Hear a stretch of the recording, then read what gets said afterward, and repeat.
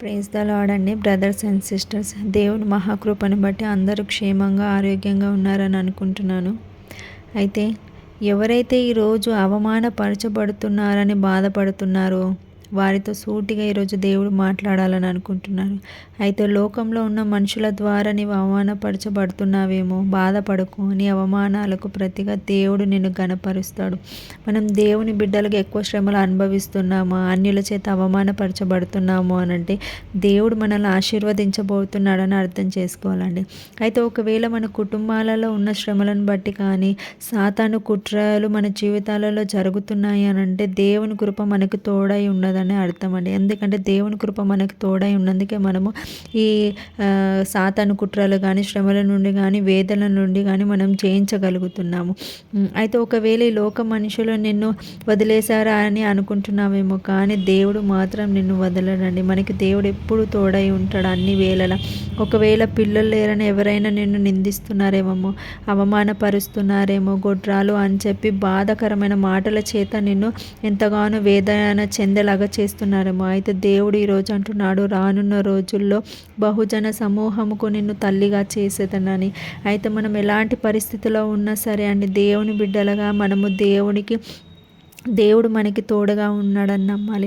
అయితే ఇప్పుడు మన చుట్టూ ఉన్న శ్రమలను చూసి కానీ, మన స్థితిని చూసి కానీ, అనేకమైన బంధకాలు చూసి కానీ, అనారోగ్య పరిస్థితులను చూసి కానీ అయినా సరే మన చుట్టుపక్కల ఉన్న అన్యులు ఎన్నో మాటలు అంటుంటారండి మనల్ని. మీ దేవుడు మీకు తోడుగా ఉన్నాడు కదా, మీకే ఎందుకు మరి ఇలాంటి పరిస్థితులు వస్తున్నాయి, మరి మీకే ఎందుకు ఇలా అనారోగ్య పరిస్థితులు, బాధలు, వేదనలు అని చెప్పి హేళన చేస్తారండి. అయితే మనల్ని మన పరిస్థితులను చూసినప్పుడు మనల్నే కాదండి, మన దేవుని కూడా అవమానకరంగా ఈ అన్యులు మాట్లాడుతుంటారండి. మనల్ని దూషిస్తుంటారు, అవమానపరుస్తుంటారు, మనల్ని మనమే ద్వేషించుకునే అంతలాగా వారి మాటలు ఉంటాయండి. చివరికి మనకి ఎలా అనిపిస్తుంది అంటే, ఈ దేవుని నమ్ముకున్నందుకే మనకి ఇన్ని బాధలు వస్తున్నాయి, మీ క్రైస్తవ్యంలోకి రావడం వల్లనే మనకి ఇన్ని శ్రమలు ఉన్నాయేమో అని చెప్పే రేంజ్కి మనల్ని తీసుకెళ్తారండి. అయితే శ్రమలు, ఈ బాధలు, వేదనలు అన్నీ సాతాను మనల్ని ప్రేరేపిస్తుంటాడండి. అయితే నేను అంటాను, నిందలు ఇప్పుడు ఈ లోకంలో ఉన్న మనకే కాదండి, అప్పటి కాలంలో ఉన్న ఒక భక్తునికి కూడా ఇలాంటి నిందలే, అవమానాలే ఉన్నాయి. కానీ దేవుడు తనని ఎంతగానో గణపరిచాడు, ఎంతగానో ఆశీర్వదించాడు. హల్లెలూయా. అయితే నేను ఇప్పుడు భక్తుని గురించి చెప్తానండి. అందరికీ మనకి తెలిసిన భక్తుడే దావీదు. అయితే దావీదు వారి కుటుంబంలోనే చిన్నవాడండి. అయితే దావీదే అంటాడండి, నన్ను చూచు వారందరూ అపహసించుచున్నారు అని. దావీదు కూడా ఇలానే అన్యుల ద్వారా ఎన్నో మాటలు, అవమానాలు పొందాడండి.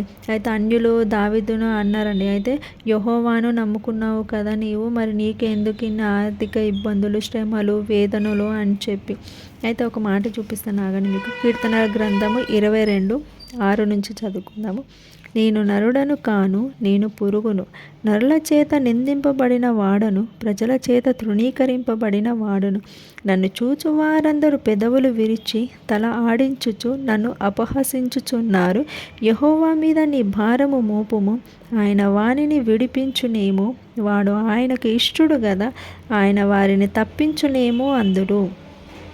అయితే అక్కడ అన్యులు ఎవరైతే దావీదును ఇలా మాట్లాడుతున్నారో, దావీదు ఎంతగానో బాధ చెంది ఇలా మాట్లాడతాడండి. అయితే ఏంటనంటే, నేను నరుడను కాను, నరుల చేత నిందింపబడిన వాడును, ప్రజల చేత తృణీకరింపబడిన వాడును అని చెప్తాడండి. నేను నరుడను కాను, పురుగును, ఈ ప్రజలందరూ నన్ను తృణీకరించాడు, వారి చేత నేను నిందలు పడ్డానని చెప్పి.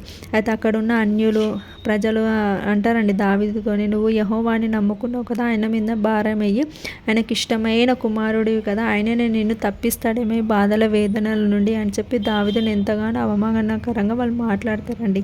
అయితే అన్యుల ప్రజలే కాదండి, దావీదుకి తన సొంత ఇంట్లో కూడా అసలు మర్యాద లేదండి. సొంత తండ్రి దావీదుని ఎంతో చిన్న చూపు చూస్తాడండి. అయితే నువ్వు ఎందుకు పనికి రావు, నువ్వు ఈ 4 గొర్రెలు తీసుకొని వెళ్ళి గొర్రెలు మేపుకో నువ్వు అని చెప్పి ఎంతగానో దావీదుని అవమానకరంగా మాట్లాడతారండి. దావీదుకి ఎంతో బాధ కలిగి ఉంటుంది కదండి. అయితే మిగతా అన్నదమ్ములనేమో దావీదు తండ్రి ఎంతగానో మంచిగా చూసుకుంటాడు, వాళ్ళని ప్రేమతో చూసుకుంటాడు. అయితే తన కుటుంబం వాళ్ళ దావీదును చిన్నచూపు చూడడం వల్ల, ఎంత అవమానకరంగా ఉండటం వల్ల బయట ప్రజలు కూడా ఇంకా ఎంత హేళన చేస్తుంటారు కదండి. నీకు ఇంట్లోనే మర్యాద లేదు, ఏమీ లేదు, నువ్వు ఎన్ని మాటలు అని అని దావీదును అని ఉంటారు కదండి. అయితే దేవుడు దావీదును ఏర్పరచుకున్నాడండి. దేవుడు ఏర్పరచుకున్నాడు కాబట్టే, దావీదు దేవుని ప్రణాళికలో ఉన్నాడు కాబట్టే అనుకోని రీతిలో ఒకరోజు సమూయేలుని దావీదు వాళ్ళ ఇంటికి పంపిస్తాడండి, దావీదును అభిషేకించడానికి.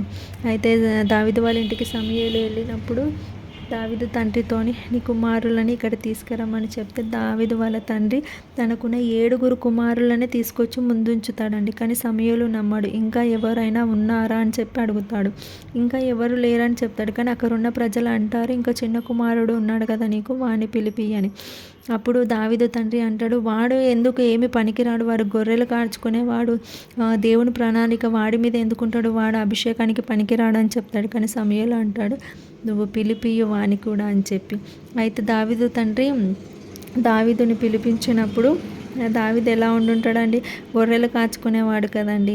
ఎంత కొంచెం నీట్గా ఉండకపోవచ్చు, బట్టలన్నీ మాసిపోయి ఉండొచ్చు, తన తలంతా ఎంతో చెదిరిపోయి ఉండొచ్చు, అందంగా లేకపోయి ఉండొచ్చు. కానీ మన దేవుడు గొప్పవాడు కాబట్టి దేవుడు దావీదుని ఎంచుకున్నాడని. ఎందుకనంటే దావీదును ఊరికనే ఎంచుకోలేదండి. దావీదు దేవునికి ఇష్టునిగా బ్రతికాడు, దేవుని ప్రణాళిక చొప్పున బ్రతికాడు, దేవుని చిత్తానుసారంగా తన జీవితాన్ని కొనసాగించాడు, వాక్యానుసారంగా బ్రతికాడు.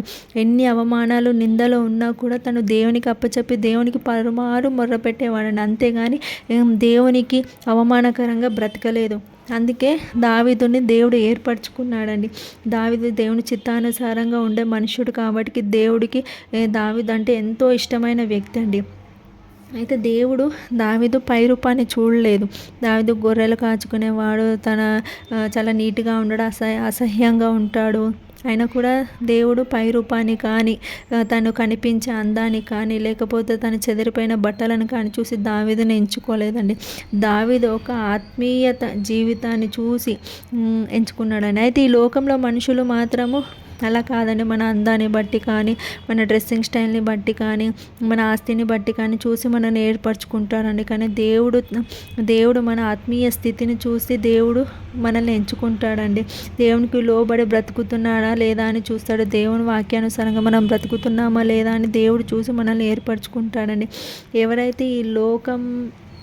ఎవరైతే దేవునికి ఇష్టంగా బ్రతుకుతారో, లోకం చేత తృణీకరింపబడతారో, అవమానించబడతారో వారిని దేవుడు ఏర్పరచుకొని వారిని బహుగా దేవుడు ఆశీర్వదిస్తాడండి.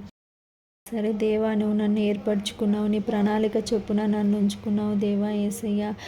నువ్వు నన్ను ఎన్నడూ కూడా ఎడబాయలేదు, నన్ను విడిచిపెట్టి పోలేదని దేవునికి ప్రార్థన చేయండి. అయితే నేనంటున్నాను, మన మనుషులకే కాదండి, ఈ లోకంలో దేవుడు అంతటి యేసు ప్రభువుకే అవమానాలు నిందలు తప్పలేదండి. అయితే ఒక్కసారి ఒక మాట చూద్దామా. మత్తాయి 27:42లో, వీడు ఇతరులను రక్షించెను, తన్ను తానే రక్షించుకొనలేడు. ఇశ్రాయేలు రాజు కదా, ఇప్పుడు సిలువ మీద నుండి దిగిన ఎడల వాని నమ్ముదుము. వాడు దేవుని యందు విశ్వాసం ఉంచెను, నేను దేవుని కుమారుడనని చెప్పెను గనుక ఆయనకిష్టుడైతే ఆయన ఇప్పుడు వానిని తప్పించుమని చెప్పిరి. చూసారు కదండి. అయితే మత్తయి సువార్తలో దేవుని సిల్వ వేయబడిన తర్వాత అక్కడున్న ప్రజలందరూ యేసు ప్రభు మీద ఎంతో అవమానకరంగా మాట్లాడతారండి. అయితే తను ఎంతనో రక్షించానని చెప్పాడు కదా, మరి తనను తానే రక్షించుకోలేడా అని చెప్పి. అయితే ఈయన ఇశ్రాయేలు రాజు కదా, మరి ఇప్పుడు సిల్వ మీద నుండి దిగొచ్చు కదా అని చెప్పి. అయితే దేవుని కుమారుడు అని చెప్పాడు కదా, మరి తనకి ఒకవేళ ఇష్టమైతే ఈ సిలువ నుంచి తనని తప్పించమని చెప్పొచ్చు కదా అని చెప్పి తనని ఎన్నో దేవుణ్ణి అవమానకరంగా మాటలు మాట్లాడారండి. ఎంతో అసహ్యంగా తన మీద వాళ్ళు ఎన్నో నిందలు వేశారు, అవమానకరంగా మాట్లాడారు. నేను అంటున్నాను, దేవుడు అసంటోడికి ఈ లోకంలో మాటలు తప్పలేదు, అవమానాలు తప్పలేదు, నిందలు తప్పలేదు. మరి ఆయన బిడ్డలుగా మనకి కూడా ఇవి కష్టాలు, శ్రమలు, బాధలు ఇవన్నీ ఉంటాయి కదండి. కానీ ఎన్ని ఉన్నా కూడా దేవుడు మనకి తోడై ఉంటాడండి. మనం ఎక్కడ కూడా ఏంటంటే బాధపడాల్సిన అవసరం లేదు. అవమానిస్తున్నారు, నిందిస్తున్నారు, మన కుటుంబంలో మనల్ని పట్టించుకోవట్లేదు, మన బంధువులలో మనకి విలువనివ్వట్లేదు, మన చుట్టుపక్కల మనల్ని అవమానిస్తున్నారు, బాధ పెడుతున్నారు, మన సొసైటీలో మనల్ని ఎంతో అసహ్యంగా మాట్లాడుతున్నారు అని చెప్పి మనం ఎక్కడ కూడా బాధపడాల్సిన అవసరం లేదండి. ఎందుకంటే మనని ఈ లోకాన్ని జయించిన యేసయ్యను మనం నమ్ముకున్నాం కాబట్టి మనం ఎక్కడ కూడా కృంగిపోవాల్సిన అవసరం లేదండి. ఆయన తృణీకరింపబడిన వారిని ఏర్పరచుకొని బహు గొప్పగా ఘనపరుస్తాడండి. ఎక్కడైతే మనము తగ్గించుకొని ఉంటామో అక్కడ మనం హెచ్చించబడతామండి. ఇది దేవుని వాక్యంలోనే ఉంది కదా.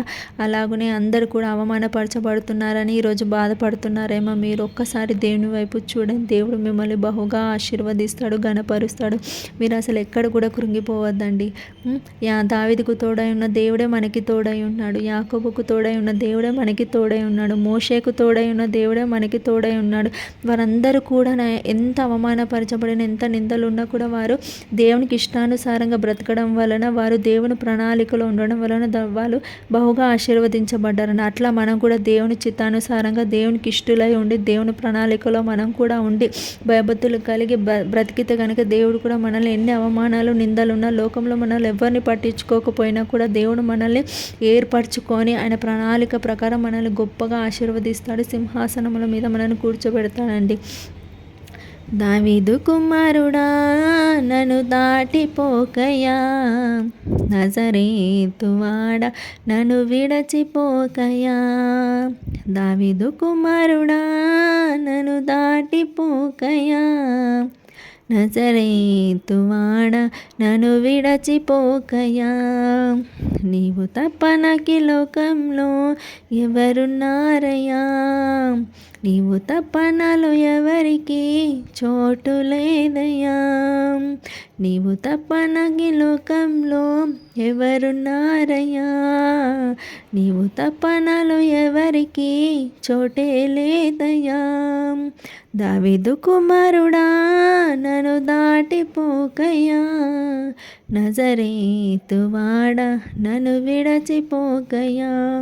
చూసారండి, ఏకంగా దేవునికి దావీదు కుమారుడా అని చెప్పే దావీదు ద్వారా అలాంటి పేరు కూడా వచ్చిన మనం కూడా అంత దేవునికి ఇష్టమై బ్రతికి దేవుని చిత్తానుసారంగా బ్రతికితే మనకు కూడా ఎంతో గొప్ప ఆశీర్వాదకరంగా ఉంటుందని. దేవుడు మనల్ని ఎన్నడూ విడిచిపెట్టి పోవడండి. మన దేవుడు చాలా గొప్ప దేవుడు అండి. మనము ఎన్ని తప్పులు చేసినా ఏమి చేసినా ఒక్కసారి ఒప్పుకొని ఆయనకి ఇష్టానుసారంగా బ్రతికి ఆయన యొద్ద మనము చిన్న పిల్లలుగా దీన మనసు కలిగి బ్రతికితే అంటే మనల్ని ఎంతో ఆశీర్వదిస్తాడండి. కాబట్టి ఈరోజు ఈ మాటలు విన్న ప్రతి ఒక్కరు కూడా మీరు ఎక్కడైనా అవమానపరచబడుతున్నారేమో, నిందలు మోస్తున్నారేమో, మిమ్మల్ని తృణీకరిస్తున్నారేమో, కానీ మీరు బాధపడకండి. దేవుడు మనకు తోడై ఉన్నాడని సంతోషంగా ఉండండి. ఈ రాత్రి ప్రతి ఒక్కరితో దేవుడు దర్శించును గాక, మాట్లాడును గాక, వారిని బహుగా బలపరచును గాక. అయితే చిన్న ప్రార్థన చేసుకుందాము. మహాపరిశుద్ధుడవైన దేవా నీకే స్తోత్రము, సర్వశక్తిమంతుడవి సర్వాధికారివి నీకే స్తోత్రంలో, రాజులకు రాజా నీకే స్తోత్రం. నాయన యేసయ్య, నాయన మేము కూడా నాయన దావీదు వలె నాయన భక్తునిగా ఉండుటకు కృప చూపండి. నాయన దావీదు వలె నాయన మీకు ఇష్టానుసారంగా బ్రతుకుటకు మీరు కృప చూపండి. నాయన మేము కూడా నాయన వాక్యానుసారంగా బ్రతుకుటకు నాయన ఎన్ని నిందల అవమానాలు ఉన్నా కానీ యేసయ్య, నాయన మీ బిడ్డల వల్ల మేము బ్రతుకుటకు నాయన ఓర్పుతో సహనంతో మీరు మమ్మల్ని నాయన ఏర్పరచుకున్నారని, మీ ప్రణాళికలో మేము ఉన్నామని నాయన నమ్మి మేము బ్రతుకుటకు కృప చూపండి. ఎక్కడ కూడా నాయన మేము లోకంలో పడిపోకుండా నైనా యేసయ్య, లోకంలో ఉన్న వాళ్ళు మమ్మల్ని తృణీకరించాలని బాధపడకుండా నైనా, వేరుపరచాలని బాధపడకుండా నైనా యేసయ్య, మీరు మమ్మల్ని ఏర్పరచుకున్నారని సంతోషంతో మీరు మీ ప్రణాళికలో మమ్మల్ని ఉంచుకున్నందుకు మేము సంతోషంతో మా జీవితాలను కొనసాగించుటకు కృప చూపండి. నాయన అవమానాలు వస్తున్నాయని, నిందలు వస్తున్నాయని బాధపడకుండా నేస అవమానకు ప్రతిగా మా నాయన మీరు పూదండ వేస్తారని మేము నమ్మి నేను యేసయ్య మా జీవితంలో ముందుకు సాగుటకు కృప చూపండి. ఎక్కడ కూడా కృంగిపోకుండా నైనా యేసయ్య, నిజమైన దేవుడు మాకు తోడై ఉన్నాడని చెప్పి నాయన మేము బహు సంతోషంగా మా జీవితాలను కొనసాగించటకు మీరే కృప చూపండి. నాయన అంతటా మీరు మాకు తోడై ఉండండి. నాయన ఈ మాటలు ఉన్న ప్రతి ఒక్కరి జీవితాలలో నాయన యేసయ్య మీరు అవమానాలను తీసే వాళ్ళని ఘనపరచండి. నాయన మీకే స్తోత్రం. ఈ రాత్రి ప్రతి ఒక్కరిని దర్శించండి, వారితో మీరు మాట్లాడండి, వారిని నెమ్మదిపరచండి, సమాధానపరచండి. నాయన యేసయ్య మీ ఆదరణ వాళ్ళకి కలగజేయండి. సమస్తాన్ని మీ చేతులకు అప్పగిస్తూ యేసయ్య పరిశుద్ధ నామంలో అడిగి వేడుకొని పొంది ఉన్నాం తండ్రి. ఆమేన్.